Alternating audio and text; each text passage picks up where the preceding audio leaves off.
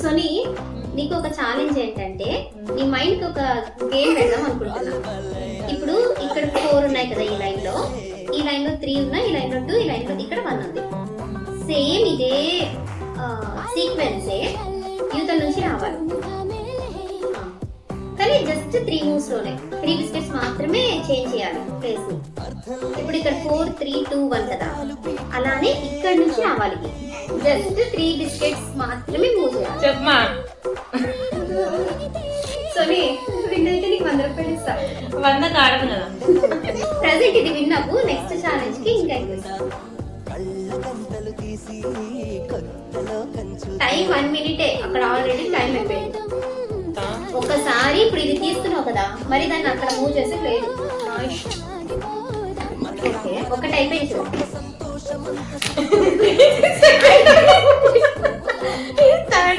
So already అయిపోయింది, ఇంకా నువ్వు చేయలేకపోయావు.